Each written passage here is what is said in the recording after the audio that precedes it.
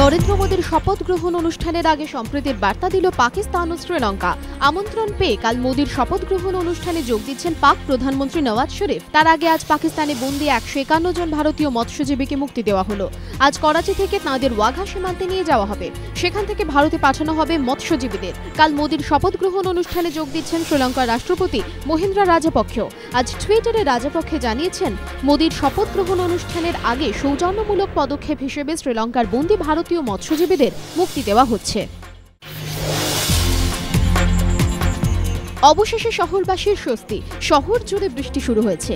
আজও কলকাতা সহ রাজ্যের অধিকাংশ জেলাতেই বৃষ্টির পূর্বাভাস রয়েছে। আলিপুর আবহাওয়া দপ্তর জানিয়েছে, কালও কলকাতা সহ রাজ্যের অধিকাংশ জেলাতেই বৃষ্টির পূর্বাভাস রয়েছে। বঙ্গোপসাগরের ওপর তৈরি হওয়া নিম্নচাপ ধীর গতিতে ওড়িশা উপকূলের দিকে এগোচ্ছে, ফলে দক্ষিণবঙ্গে প্রচুর পরিমাণে জলীয় বাষ্প ঢুকছে। তার জেরেই এই বৃষ্টি।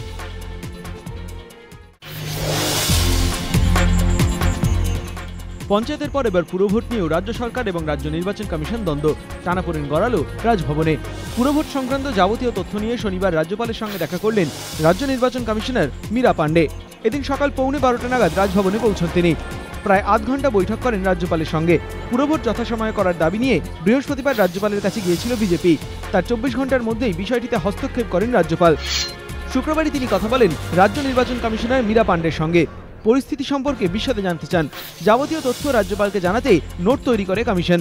তাতে উল্লেখ করা হয় কবে ভোট হওয়ার কথা, কবে বিজ্ঞপ্তি জারি করা উচিত, রাজ্য সরকারকে লেখা দফায় দফায় চিঠি, পঞ্চায়েত সচিবের বক্তব্য এবং পঞ্চায়েত ও পুর সচিবের সঙ্গে বৈঠকের আলোচ্য বিষয়ের খুঁটিনাটি।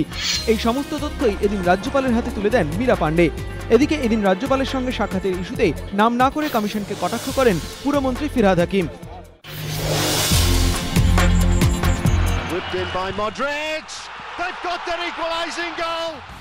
তখন প্রস্তুতি চলছে বিজয় উৎসবের। 36 মিনিটে ডিয়েগো গডউইনের করা গোলে এগিয়ে রয়েছে অ্যাটলেটিকো মাদ্রিদ। শেষ কয়েকটা মুহূর্তের অপেক্ষা, জয়ের উৎসবে মাঠে তৈরি সমর্থকরা। তখনই ছন্দপতন। 93 মিনিট পর্যন্ত এগিয়ে থাকা অ্যাটলেটিকোর বিরুদ্ধে সমতা ফেরালেন রিয়ালের সার্জিও রামোস। মানসিক দিক থেকে ওখানেই শেষ হয়ে গিয়েছিল অ্যাটলেটিকো। এরপর এক্সট্রা টাইমে 30 মিনিটের খেলায় 3 গোল করে ম্যাচের ফল 4-1 করে দেয় ইউরোপীয় ফুটবলের ইতিহাসে সবথেকে সফল দল। এই নিয়ে 10 বার রিয়াল মাদ্রিদের ঘরে গেল চ্যাম্পিয়ন্স লিগের খেতাব। তবে অ্যাটলেটিকো মাদ্রিদের ফুটবলারদের খেলার শেষে গোল হয়ে সংঘবদ্ধভাবে করা প্রতিজ্ঞার ছবিটা বলে দিচ্ছিল আগামী বছরের লড়াইটা তারা বুঝি মনে মনে আজকের হারের পরই শুরু করে দিল।